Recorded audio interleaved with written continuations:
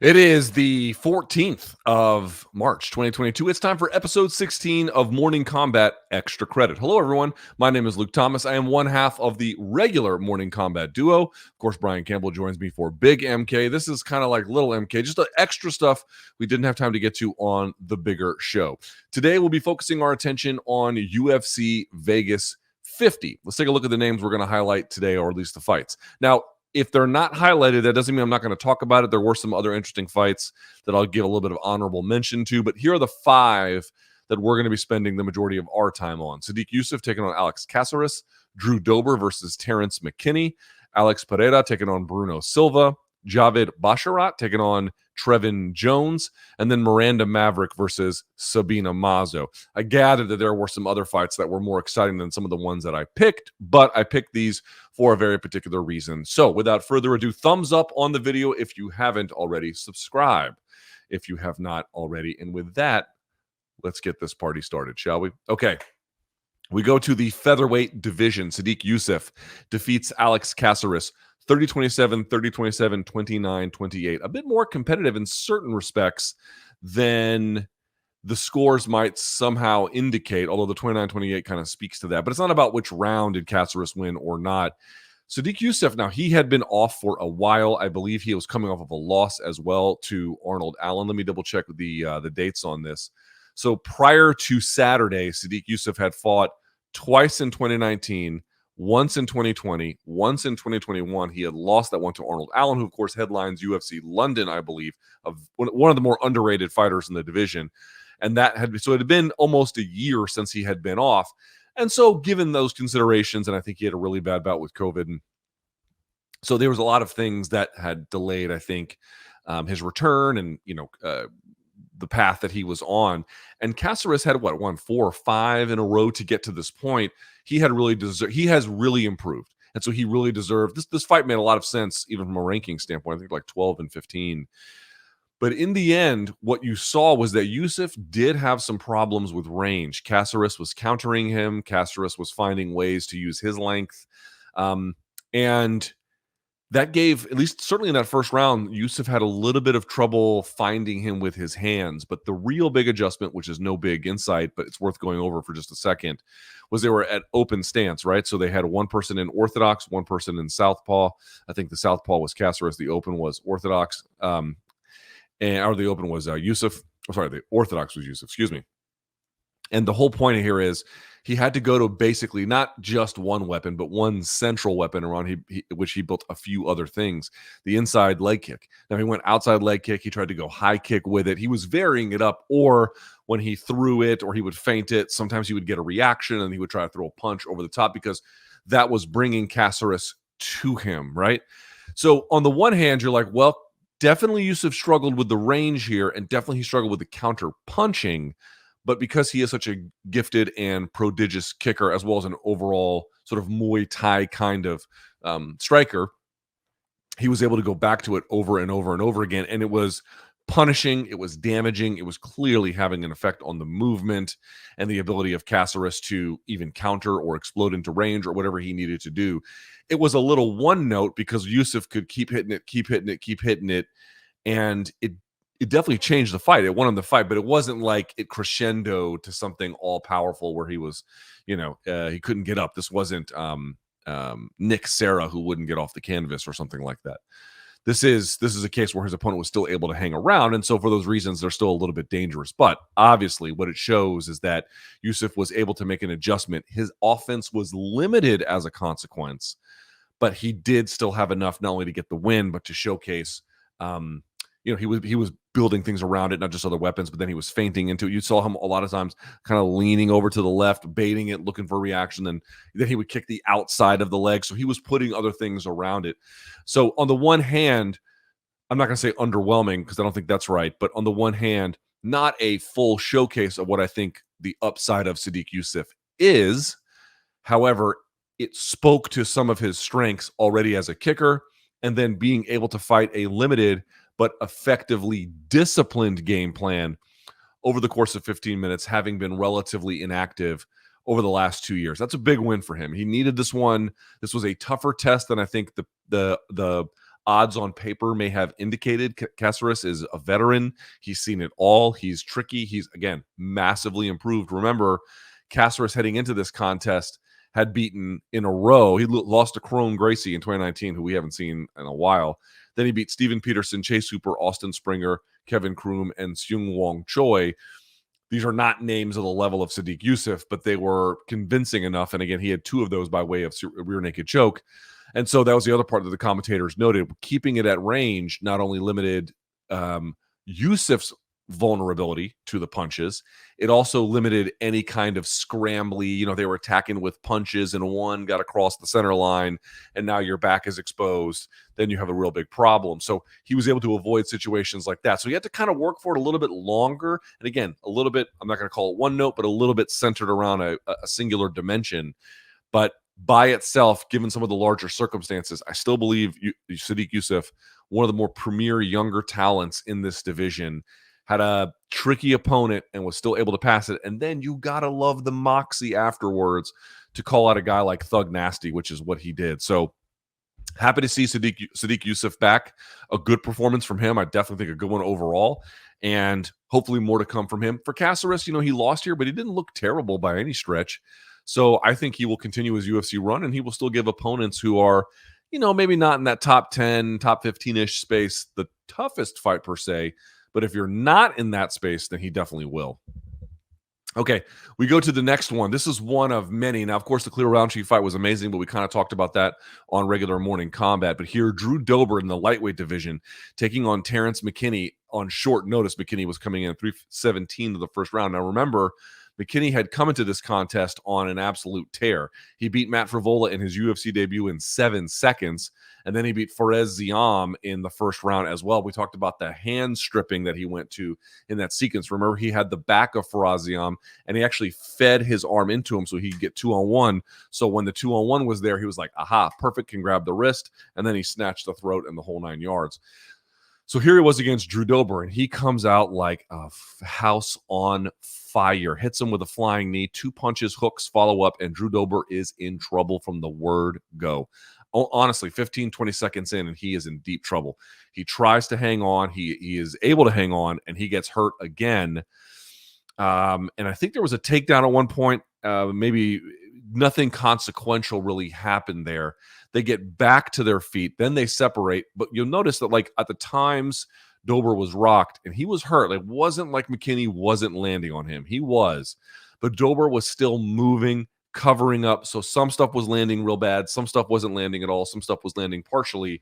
But when you keep moving like that, the other person has to maintain that intensity if they assume that they are near the finish. And it just looked to me like Mckinney was, and not to say he was wrong to try to put him away, because the guy was hurt and he was in trouble. He was wobbled. Like, that's what you want to do. But it does look to me like there might be some recalibration about the intensity that Mckinney brings, because on the one hand, it's great when you're putting guys away at 7 seconds and 2 minutes and 11 seconds. It's a bit of a problem if after that point, it looked to me like Mckinney was maybe struggling with how much he had spent trying to get this fight finished right away. Again, taking it on short notice, although he obviously had competed relatively recently, February 26th, as a matter of fact. Amazing resilience from Drew Dober. It's not just that he's tough. I want to be clear about something. Tough guys can last. That's not just toughness. That's veteran experience in being in bad positions and bad spots and doing just enough to slow the fight down, stop it, cover up when you need to. Some of those shots, including powerful ones, are going to sneak through. But one of the more exciting things you'll ever see in MMA are these momentum swings, right? When one person is just leading a charge and then seemingly out of nowhere, the balance shifts and then the other person is leading the charge. And you got exactly that a number of times on this card, this one being chief among them. I don't know that it doesn't exactly tell us who Drew Dober can beat, but it does tell us who Drew Dober maybe won't lose to, which isn't to say he wouldn't lose to Terrance Mckinney in a future matchup. What it does mean, though, is to put him away is going to require more than an early blitz. To put a guy like that away is going to take probably, if you can land a one clear shot, great, but probably a little bit more of a apportioned offense again, applied in a disciplined way over the course of a longer period of time. Now, he does have losses that come relatively early, but his more recent performances, again, he's fought tough guys, but he went to a decision with Brad Riddell. He did lose to Islam Makhachev, but that wasn't until the third round. And prior to that, he had stopped Alexander Hernandez, Nasrat Haqparast, and Polo Reyes consecutively. So first of all, he gets back in the win column here, which is big, which puts him at 4-2 in his last 6, and the only 2 were some good guys in Riddell and Makhachev. So it doesn't tell us, like, look at his losses: Riddell, Makhachev, Dariush, and Olivier Aubin-Mercier. Now, Aubin-Mercier is not in the UFC, and at this point, Drew Dober is better. This win doesn't tell you he can beat Dariush or Makhachev or Riddell by itself. But I think it does speak to growth. I think it does speak to understanding how to work through bad positions, bad spots, bad moments. And that was enough. That was enough. And then once Mckinney, he seemingly got tired right around the sort of 2.5. Once they got back to the feet the last time, so roughly 2.5 minutes in or whatever it may have been, that's when the fight really shifted. And it didn't take much for Dober after that. And then he was able to apply it against from butterfly guard on top against McKinney and finishing him off. Tough guys can be tough and not do exactly what Drew Dober did. That is toughness married with a lot of defensive sensibilities from previous similar experience brought to bear. If Drew Dober is as tough as he is, but doesn't have, what is his record? 24-11-1. If you take away half of those fights or something like that, I don't know if he survives that. Not everyone survives that. Terrance McKinney is going to be hard for people who don't have the kind of experience and abilities that Drew Dober does. He may have polished him off. So unbelievable toughness, yes, but disciplined,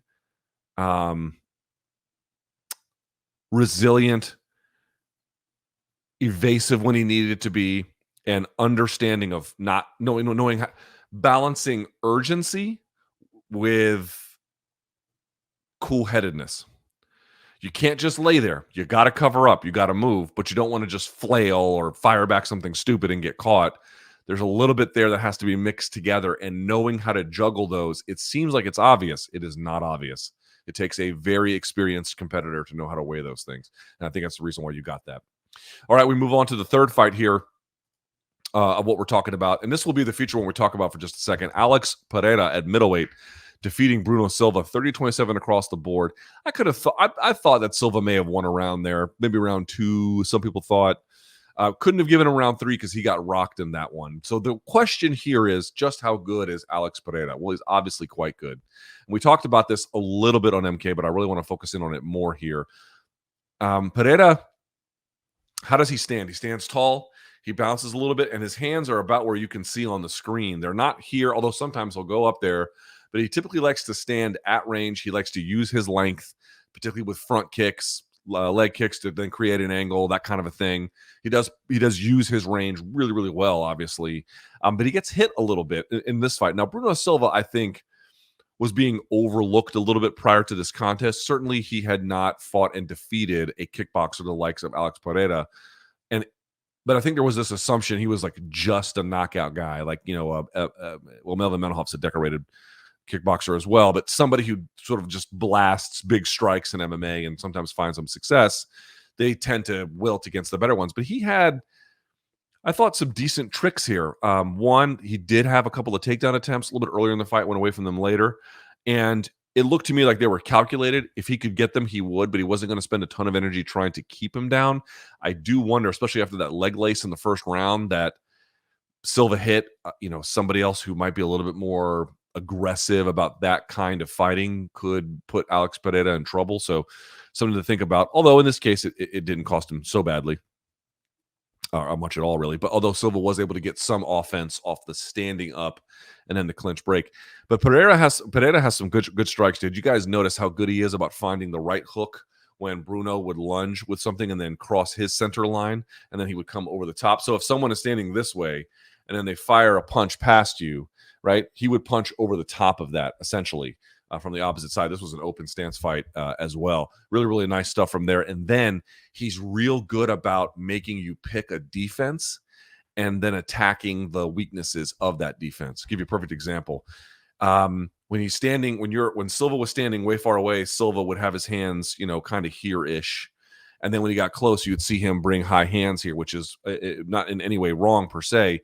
But again, there's going to be strengths and weaknesses to any particular choice that a person makes. Going like this has a few strengths, but it has some weaknesses too.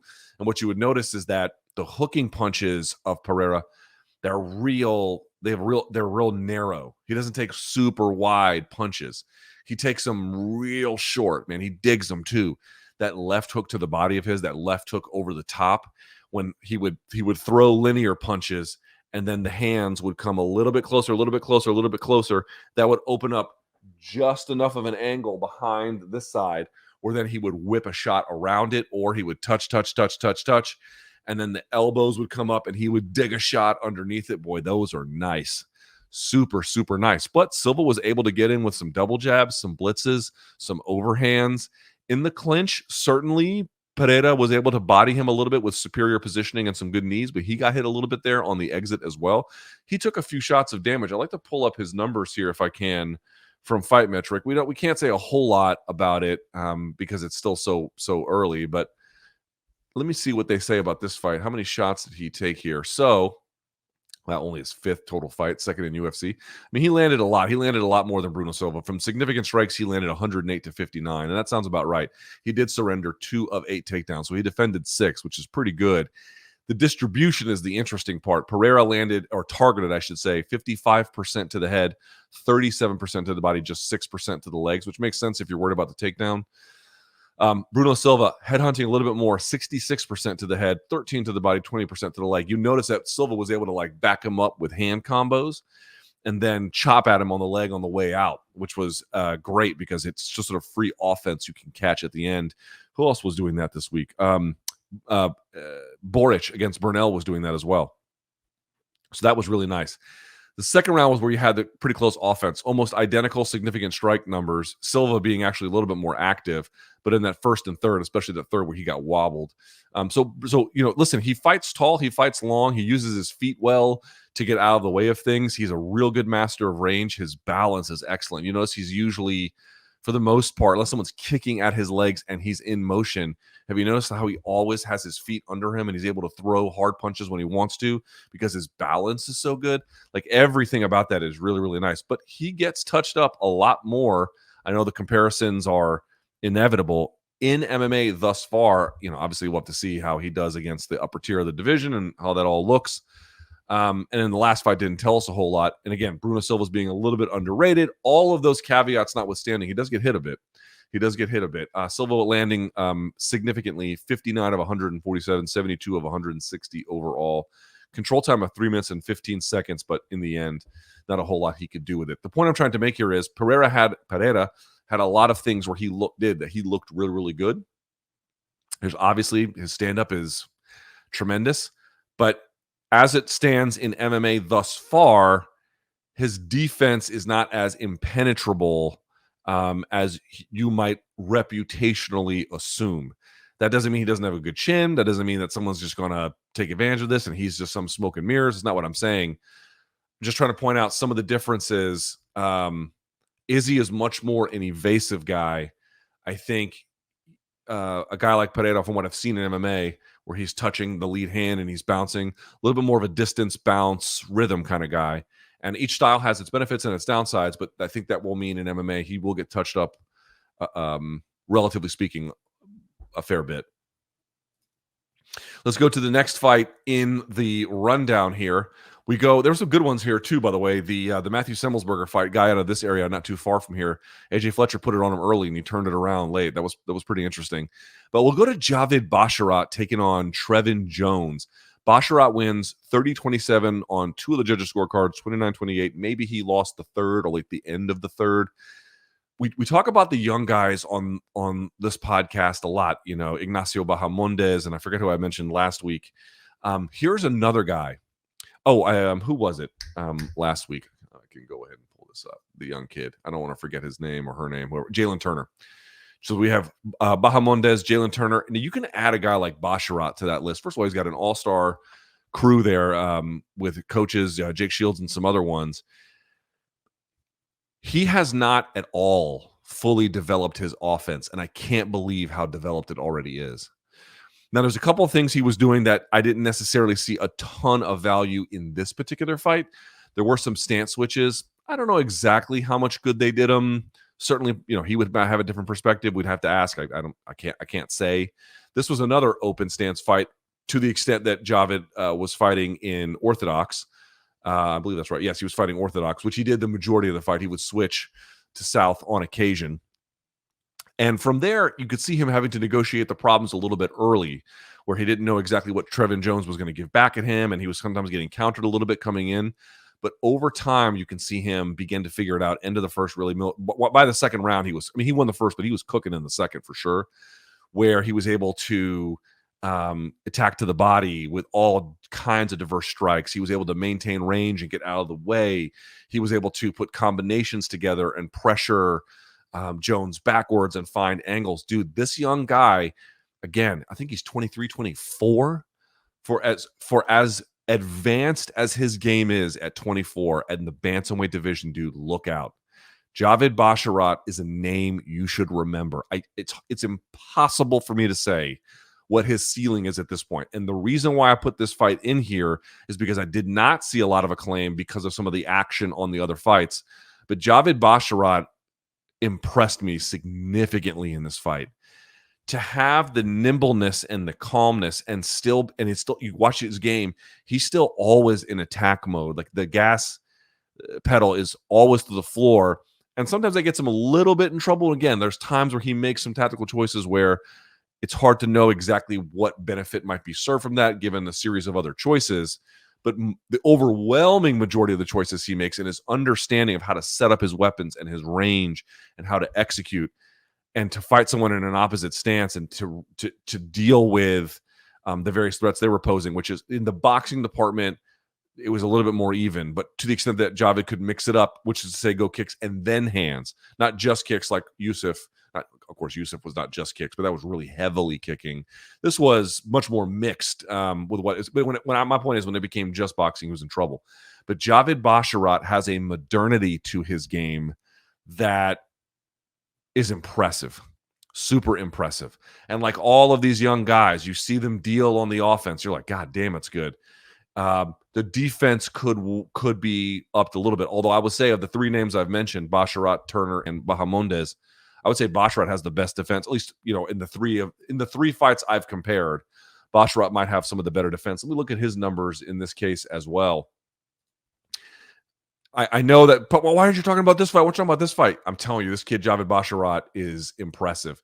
So he landed 89 of 164 significant strikes with good diversity as well. 58% to the head, 23% to the body, 17% to the legs. He was busier in all three rounds and landed more in all three rounds. 31 to 18 in round one, 27 to 20 in round two, and then 31 to 24 in round three. Although in the third round, Jones, excuse me, Jones does have his moments with the counter boxing. So that gave him a little bit of trouble to deal with, especially late. Some of the leg kicking of Jones as well. But, dude, the leg kicking of Basharat, some of the spinning attacks he was able to throw, the quickness, the speed, his gas tank didn't suffer at all. Remember, Basharat was the guy who I think on the Contender Series or something else like that, he had an Israeli opponent who had made some kind of awful comment about him. I think by virtue of being Muslim or not Arab, but certainly from Afghanistan, and didn't take too kindly to it and gave his opponent the business. And then here he is in this contest. Yeah, this is really his UFC debut. Dude, for a UFC debut, and you saw what he did to Oren Callan, which was the fighter he fought in Contender Series. Dude, this kid's good. He's really, really, really, really, really good. If he can start... Again, it's not like his defense is bad. That's not really right. If he can start finding out exactly what works for him as he develops his game a little bit more accurately and get rid of some of the things that I don't think are as advantageous. Again, this is my personal opinion. I'm not his coach. I leave that to his coaches. I think he's going to be a force.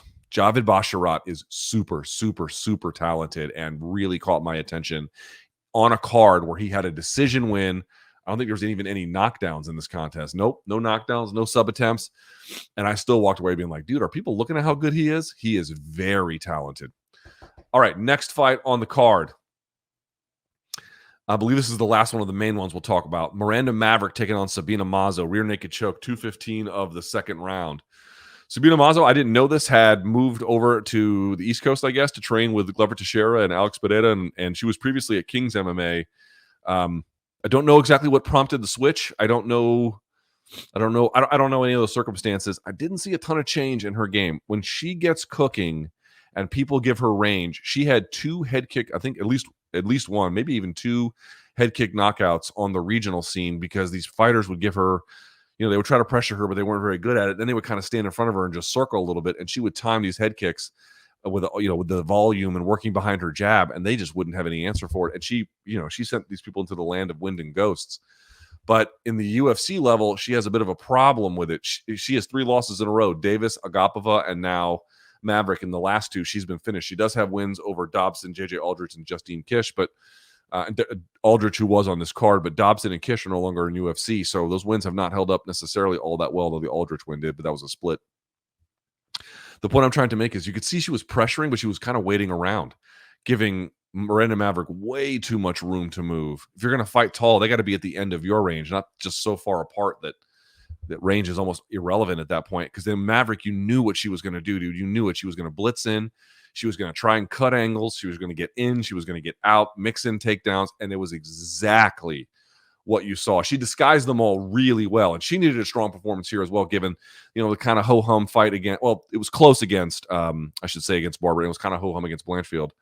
But, she was just overwhelmed wrestling. But you knew at 24 years old, over at Elevation Fight Team, there was reason to believe in her upside. I still do. And this was a win that's kind of showcased this. She did exactly what she needed to, and that finish was spectacular. She gets the takedown. You see Mazo try to get up, but Mazo is reacting already as Maverick is cutting the corner, and Maverick held up an arm to stop, Mazo held up an arm to stop her, but the arm, where's your arm going to be strongest, right? We talk about all the time, with your elbows in tight, your hands around here-ish. That's going to be a very strong position.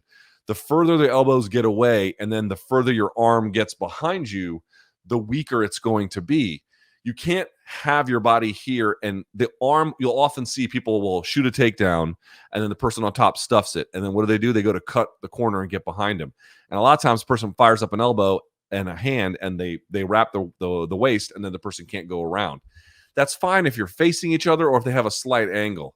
But if you keep working around, if your body stays here and your arm goes around, your arm just gets moved into a mechanically weaker and weaker and weaker and weaker and weaker position, to the point where she has to just give it up. And so she gives it up, and folks, we've talked about this a million times.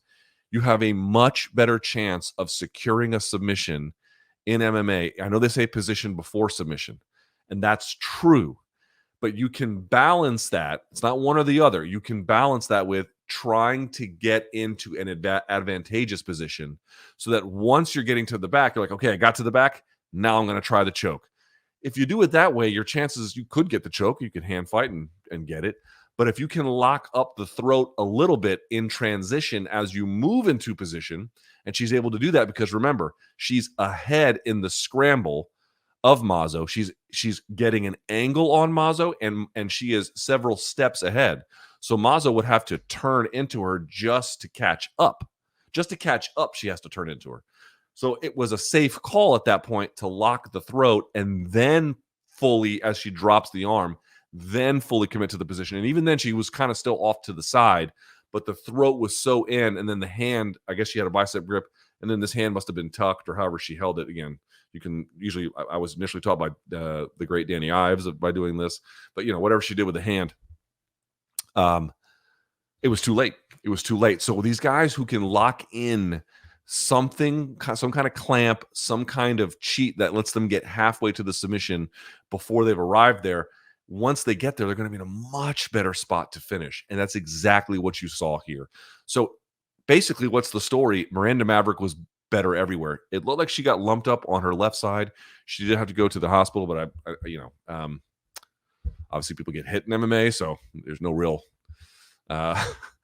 people get injured, so whatever. But This was a very strong and good rebound performance from Maverick.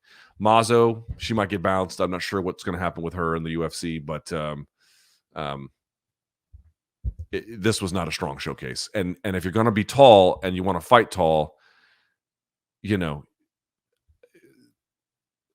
you got to be. You couldn't let Maverick blitz into you like that with so much room. So much room.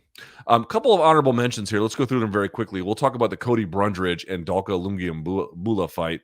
Again, a case where Lungiambula was absolutely bludgeoning Cody Brundridge for I don't know how long. The fight ended at 3:41 in the first round. I couldn't believe how long Brundridge held on. And then he had Lungiambula following up, leaves his head underneath.